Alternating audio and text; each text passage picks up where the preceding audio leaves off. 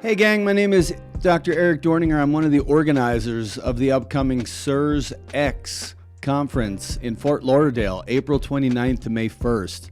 That is Friday, Saturday, and Sunday.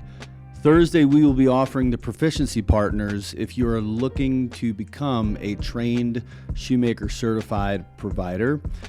And I wanted to talk a little bit about one of my favorite items for patient education in regards to biotoxin illness, aka CIRS, chronic inflammatory response syndrome, secondary to biotoxin exposure, and that is the Shoemaker biotoxin pathway. If you just Google Shoemaker biotoxin pathway, this lovely diagram of 10 years of hard research that allowed us to get government accountability offices recognition of CIRS as a diagnosis in the 2009-2010 experience is all laid out here. Now, this biotoxin pathway has been refined over the years, but the basics remain the same.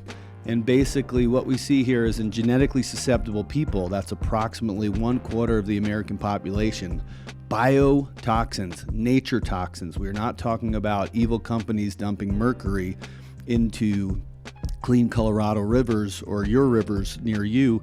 We're talking about nature toxins. Now, sometimes these can come from things that humans do like construction defects, etc.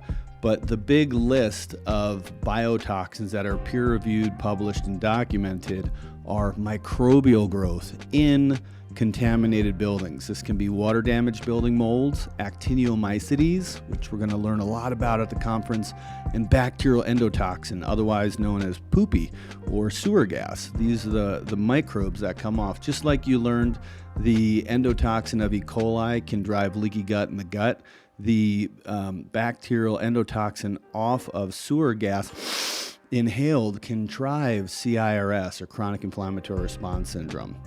We also have long-standing realized Lyme. It's not just about killing Lyme and co-infection, it's about mopping up the biotoxin. And that was discovered in 1999. That it's just not just Lyme, but also the biotoxin we need to mop up with agents like cholestyramine and Welchol. We also have recluse venom. Spider venom in the recluse family can also drive CIRS. And then, of course, water. If you grew up on the East Coast, you know all about the red tides. You don't want to eat the seafood during the red tides. We've heard of Lake Erie with their issues with cyanobacteria, or algae blooms, Lake Tahoe, Florida, contaminated watersheds in Colorado. Lake Winnipesaukee has cyanobacteria issues in New Hampshire. So algae blooms can also drive CIRS. Dr. Stromel, a medical doctor at Dartmouth, is studying the higher rates of ALS near watersheds contaminated with algae bloom. We are looking to connect all of these incredible doctors trying to help the chronically ill at the CIRSx conference so we can come together as a collaborative team, doctors, indoor environmental specialists, patients, researchers, so we can finally bring an end to this disgusting, fatiguing, brain-fogging illness. Lastly, seafood toxin. You might have a glorious, wonderful, happy-go-lucky, energy-laden life, go on a trip, have a bad clam with the wrong genes, and now you're off to chronic inflammation. When Dr. Shoemaker first took care of the fishermen in 96 and 97, we don't want to mistake that, oh, she got the bad clam, and you're off in the corner having diarrhea. No, the entire bucket of clams is contaminated with Pfiesteria. It's a Pfiesteria bloom. It doesn't just tox one clam in the bucket, it gets all of them. The person who's sitting in the corner with the diarrhea and now chronic inflammatory responses is the person with the bad genes. All the clams, all the environment had the biotoxin. She or he didn't have the immune response genetics to tag and destroy the biotoxin. So they triggered that person's HLA, human leukocyte antigen, that's on chromosome 6 from mom and dad, where you get your inflammatory response genes, and that starts doing one of the most important arrows on this diagram, this little blue one, cytokine storms, increased inflammatory cytokines. Where have we heard that before? Oh, COVID. We know that long-hauling symptoms and a lot of our post-viral syndromes are not from the virus itself, but the nonsensical overzealous immune responses that results in chronic inflammatory responses. CIRS is one of the most vicious things that triggers multi-symptom, multi-system illness from chronic inflammatory responses, damaging the hypothalamus. That's the orange oval in the Shoemaker biotoxin pathway. This is what I call the motherboard or command center control. All of your regulation in human physiology and homeostasis, partially or wholeheartedly, comes from the hypothalamus. Temperature dysregulation, endorphin production for mood and pain, circadian rhythms, and getting to bed in a decent hour and getting restorative sleep and waking with a morning cortisol spike. That is all hypothalamus. And when inflammation insults the hypothalamus, everything from blood pressure to blood sugar to metabolism to circadian rhythms to our sex steroids and libido and ambition and drive and exercise tolerance and recovery can downstream crash. So again, it's all about the inflammation, hence the title, Chronic Inflammatory Response Syndromes. There are two types of biotoxin ill in my clinic, chubby or heavyset people who are putting on inflammatory weight. They are not fat, they are inflamed from chronic inflammation. And this is where we've said over the years, moldy buildings can make you fat. And I've had the privilege of working in Boulder County, Colorado, the land of the triathlete, for 20 years. In the last 8 years, trained Shoemaker and then Shoemaker certified. So I see people who eat cleaner than I do. They work out more than I do, and they are fully gaining weight. And that's where you have to say, is this CIRS? Is this a sleep apnea? What is the deeper underlying cause of inflammatory weight? Again, they are not fat, they're inflamed, and it's your job to go inflammation hunting, inflammation killing. And at CIRSx, you'll learn how to include chronic inflammatory response syndrome, secondary to the multiple biotoxin exposures, on your differential diagnosis so you can help graduate your patients back to health and a decent quality of life. Now, those of us who practice CIRS know the most difficult step of the Shoemaker protocol is step 1, remove patient from biotoxin exposure. It's expensive, it's costly, it is gut-wrenching. You need grit, grind, a healthy attitude, and even Oprah to sponsor your mitigation remodel so that you can get out of the exposure. But once we get out of that exposure, miracles do come true. And we want to make sure that we honor those men and women, the indoor environmental professional side, the building envelope specialists, the mitigators, the people who are scrubbing those floor beam joists underneath your crawl space as the most important people in the Shoemaker protocol. Without the teams I refer to for inspection and mitigation, we're toast. We're not getting anywhere if you're still getting kicked in the shins by the biotoxin exposure itself. So after we remove that exposure, you'll see downstream neuroendocrine immune dysregulation has happened. You'll see that biotoxins have direct effects on the nerves. You can feel weird tingling and nervous system stuff. You can see it crash melatonin cycling. Remember, melatonin gets released, growth hormones follow, and you get rejuvenative, restorative, regenerative sleep, so you wake refreshed. Our CIRS patients are putting in the time but not paying off the crime. So they go to bed on time often, they try and get a good night's sleep, but they don't wake restored. Then underneath that, over here we see ACTH and cortisol. Remember, this is not rocket science. We need darkness and cortisol to drop out in the evening to get a stiff melatonin spike, and we need melatonin to drop out in the morning for the hypothalamus pituitary adrenal axis to spike that cortisol in the morning, and carpe diem, seize the day. So is cortisol spiking a bad thing or a good thing? It's a dysregulated thing. So you'll often find adrenal fatigue is not real in the CIRS patient. It's hypothalamus pituitary adrenal dysregulation, and that can come on board with Shoemaker protocol. We also know over here, all of the endorphin crash can come with a lot of pain, physical, rheumatic, fibromyalgia-like pain, but also, in my experience, emotional pain.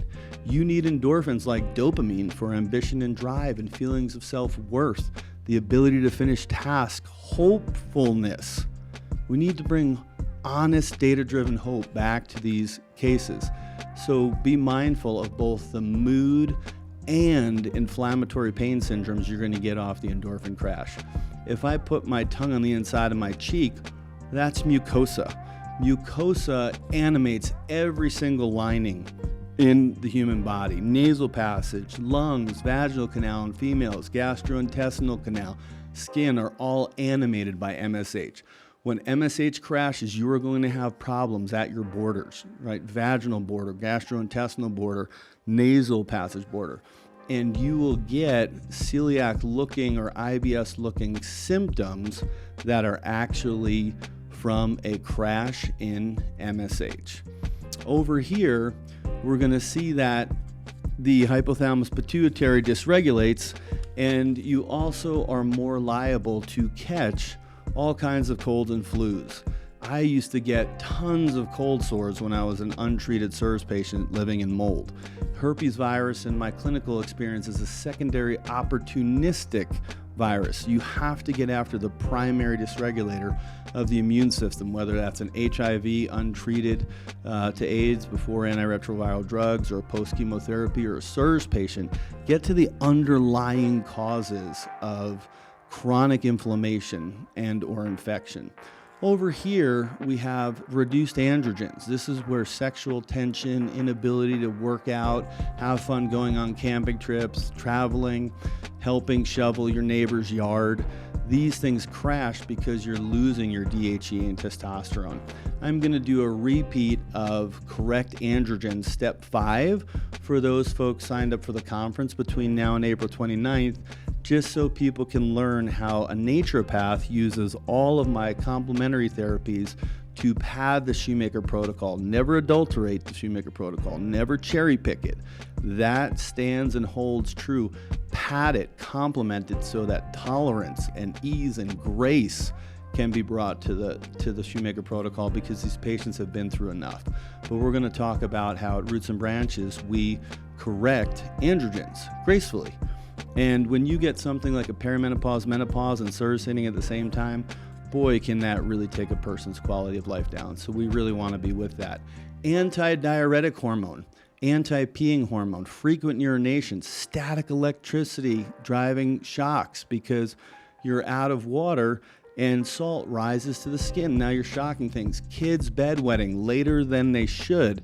They're done with daytime diapers and then they go to bed and wet the bed. You have to have CIRS on your differential diagnosis. This is technically called diabetes insipidus, but diabetes insipidus just means low ADH and frequent urination. Secondary to what? You have to have CIRS on the differential. People will drink water and it will run right through them. So we want to make sure that you look at your ADH osmolality and understand if this person can even hold their hydration. Anecdotally, clinically, I find this a bigger problem in our clinic because we're at altitude. We're at 5280 and we see a lot of people at 7,000, 8,000, 9,000 feet, and you'll really feel this. The chronic inflammatory cytokine storms, brain fog, fatigue, inability to recover from exercise, and finally, the crash of your vascular endothelial growth factor. Survivingmold Chapter 6, Dr. Shoemaker's groundbreaking book, talks about follow the oxygen. As a doctor, you always need to follow the oxygen. The number one ingredient for physical life is oxygen. So VEGF can be someone who has normal O2 sats on a pulse ox. They don't have hypoxemia, they have hypoxia. Hypoxemia is low oxygen in the blood, hypoxia is low oxygen in the tissues. And they don't have enough vascular endothelial growth factor to push the oxygen into the cell so that you have a bellow on the mitochondrial fire pit. So you can make 33 to 35 ATP without lactic acid buildup. This is why athletes like to use erythropoietin or Procrit or EPO. Tour de France, some of the MMA guys, some of the elite football athletes, soccer players will use EPO to pump up their VEGF and their red blood cell count so that they can hyperoxygenate the tissues. In the Tour de France, they were not steroid doping, they were oxygen doping, and you avoid lactic acid threshold. and bonking. Our poor CIRS patient can't even walk to the mailbox without feeling heavy and bonked from lactic threshold and metabolic acidosis. We want to celebrate all the hard work Dr. Shoemaker did to discover this pathway. It is a revolutionary medical discovery. Myself and my own family would still be sick if it were not for his work.